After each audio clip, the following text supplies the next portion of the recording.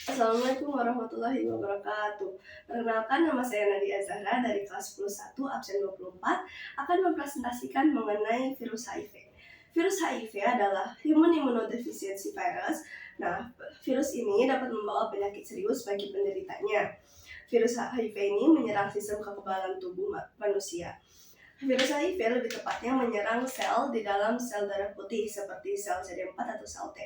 Sel CD4 ini mempunyai peranan penting dalam sistem kekebalan tubuh sehingga penderita yang terinfeksi virus HIV akan mengalami defisiensi imunitas secara bertahap. Nah, apabila HIV telah ditangani atau semakin berkembang, virus HIV ini dapat memasuki tahap terakhir, yaitu AIDS Acquired Immune Deficiency Syndrome. Berikutnya saya akan menjelaskan mengenai cirinya. Ciri dari virus ini memiliki ukuran 0,05 mikrometer sampai dengan 0,2 mikrometer. Virus ini tidak memiliki membran atau organel hidup yang mempunyai peranan penting bagi kehidupan. Nah, virus ini dapat dikristalkan sebagai layaknya benda mati. Lalu virus ini hanya dapat berkembang biak atau berproduksi di jaringan yang hidup. Nah, virus ini memiliki berbagai macam bentuk seperti bulat, batang, atau berbentuk seperti peluru, dan beberapa berbentuk seperti huruf T. Berikutnya ada struktur dari virus HIV. Virus HIV ini memiliki struktur dari luarnya yaitu atau bagian envelope-nya itu ada glikoprotein, di dalamnya ada matriks, lalu ada lipid membran, lalu ada kapsid, RNA sebagai material genetiknya, lalu ada enzim reverse transkriptase. Berikutnya saya akan menjelaskan mengenai fungsinya. Fungsi dari masing-masing strukturnya. Dari luar, dari bagian envelope atau sampulnya ada glikoprotein. Glikoprotein ini sendiri memiliki dua komponen, yaitu GP41. GP41 ini berfungsi sebagai transmembran, lalu untuk mempercepat fusion atau penyebaran dari penderita. Dan ada GP120. GP120 ini berfungsi untuk melindungi dari pengenal antibodi, lalu untuk menempel pada sel inang. Nah, berikutnya ada matriks. Matriks sendiri ini adalah lapisan protein di luar kapsid. Matriks berfungsi untuk memfasilitasi perjalanan HIV DNA ke tubuh penderitanya. Lalu ada kapsid. Kapsid adalah lapisan protein yang melindungi material genetiknya yaitu RNA dari lingkungan luar. Lalu ada RNA. RNA ini berfungsi untuk merubah menjadi DNA. Nah, DNA ini akan menjadi sumber informasi untuk membentuk tubuh virus yang baru. Lalu ada enzim reverse transkriptase. Enzim ini berfungsi untuk memproses bentuk RNA menjadi bentuk DNA. Lalu berikutnya ada penyebab dari penyakit HIV ini. Virus HIV ini dapat disebarkan melalui cairan tubuh penderitanya atau menular cairan tubuh penderitanya ke orang lain. Cairan tubuh ini bisa dari darah, sperma, atau cairan vagina.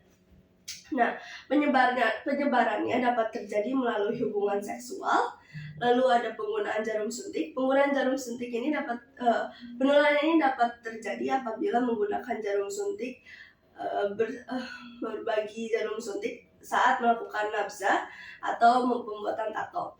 Lalu ada transfusi darah. Transfusi darah ini apabila orang lain menerima donor darah dari penderita HIV. Berikutnya ada gejala. Gejala ini dibagi menjadi 3 tahap, yaitu ada tahap pertama ada infeksi HIV akut.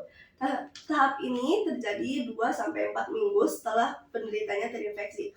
Pada umumnya penderita HIV tidak merasa bahwa dirinya terinfeksi karena gejala pada tahap ini mirip dengan gejala penyakit flu. Nah,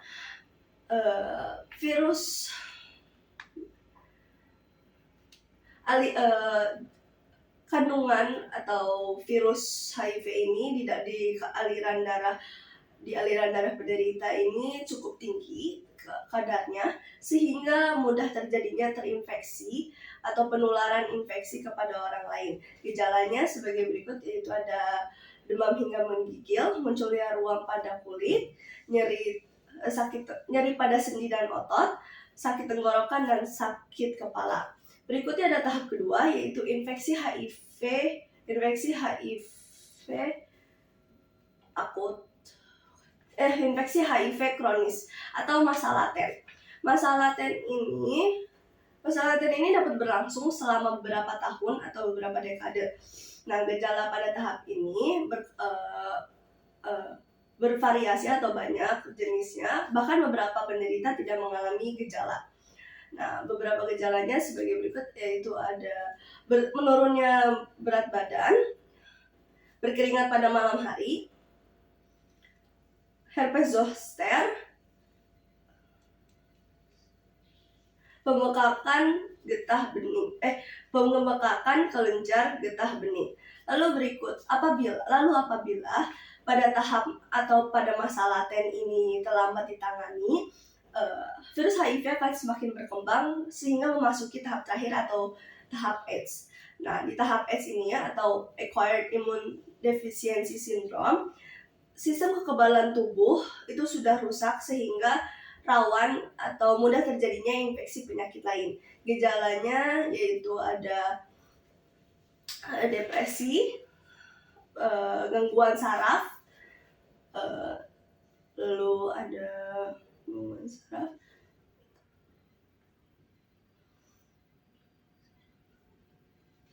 saraf dan bahkan sesak nafas juga dapat terjadi dan berbagai dan terinfeksinya penyakit lainnya.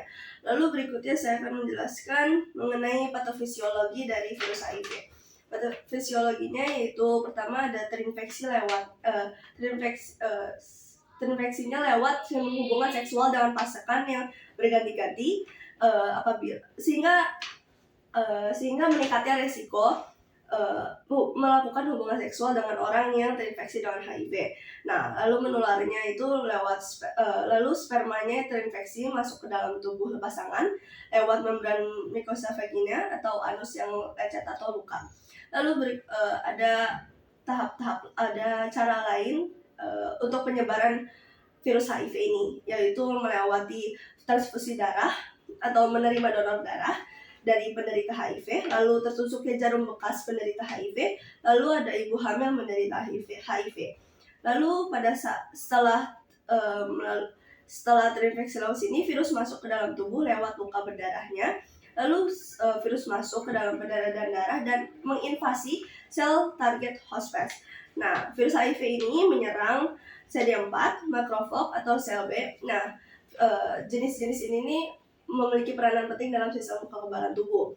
Nah, setelah memasuki dan menyerangnya, lalu virus HIV tersebut terjadi perubahan pada struktural sel akibat transkriptase RNA virus ditambah DNA sel sehingga terbentuknya provirus.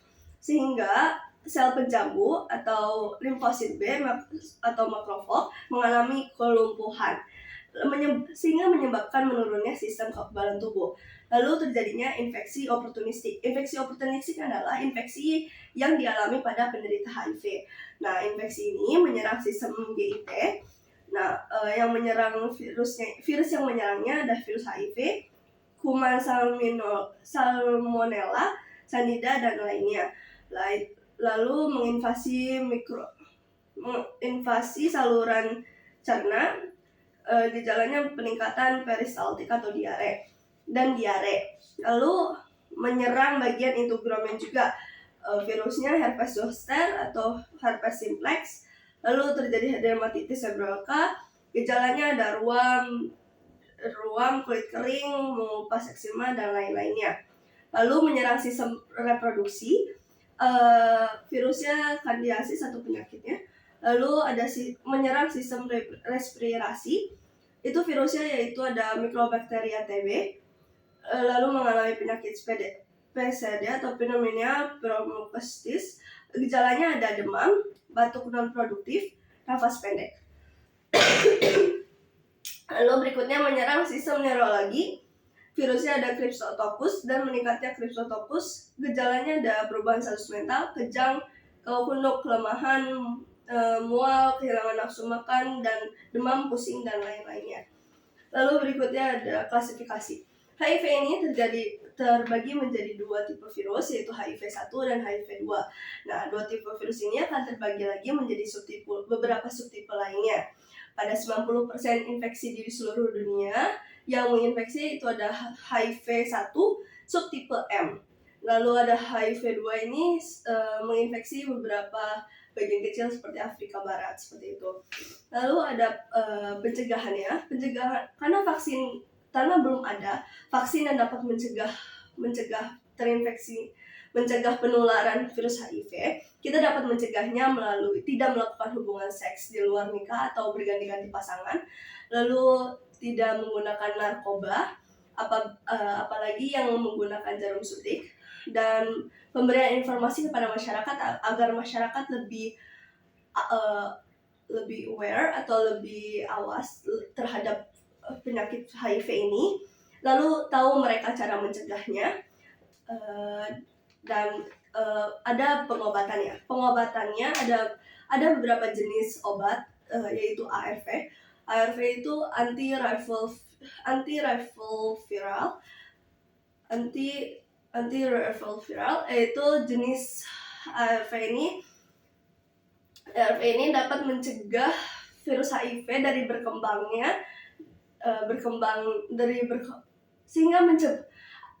obat ARV ini dapat mencegah virus HIV untuk semakin berkembang, sehingga akan mencegah virus HIV untuk menyerang sistem kekebalan di tubuh, seperti ada Dolutegravir, Efavirenz, Nevirapin. Nah, berikut presentasi dari saya. Mohon maaf jika ada kekurangan. Wassalamualaikum warahmatullahi wabarakatuh.